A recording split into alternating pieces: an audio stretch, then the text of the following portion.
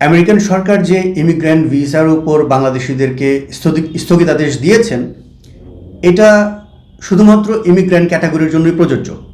Student, tourist, medical treatment বা business applicant অর্থাৎ non immigrant সকল ক্যাটাগরি কিন্তু এর বাইরে। শুধুমাত্র ইমিগ্রেন্টরাই এফেক্টেড হচ্ছেন 75টি দেশে, তার মধ্যে বাংলাদেশও আছে। এবং এই ইমিগ্রেন্টরাও যে এফেক্টেড হচ্ছেন এটা একেবারেই একটা জায়গায়, সেটা হচ্ছে সব কার্যক্রম চলমান থাকবে, কিন্তু জাস্ট ভিসা তাদেরকে ইস্যু করা হবে না। অর্থাৎ তারা ইন্টারভিউ দিতে পারবেন, ডকুমেন্ট জমা দিতে পারবেন, অ্যাপ্লাই করতে পারবেন, সব কিছু করতে পারবেন ইমিগ্রেন্টরা, জাস্ট তাদেরকে ভিসাটা দেওয়া হবে না।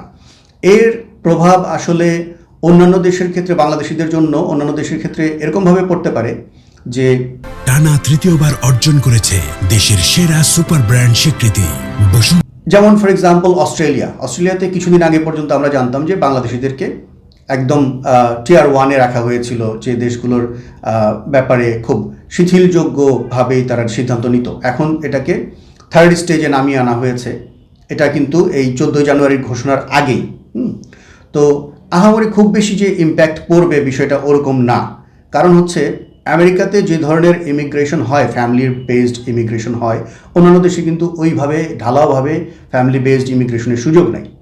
স্টুডেন্ট যায়, ট্যুরিস্ট যায়, কিছু ওয়ার্ক পারমিট হয়, এগুলোর সাথে ওই ইমিগ্র্যান্ট ভিসার ওই সোশ্যাল বেনিফিট নেওয়ার যে ইস্যুটা আছে ওখানে কিন্তু ওরকমভাবে জড়িত না বিষয়গুলো। হ্যাঁ, এই ক্যাটাগরিগুলোতে কিন্তু ওই ধরনের দেশে গিয়ে সোশ্যাল বেনিফিট ওরকমভাবে নিতে পারে না। একটা স্টুডেন্ট কি ওই ধরনের কোনো সোশ্যাল বেনিফিট কিন্তু নেয় না।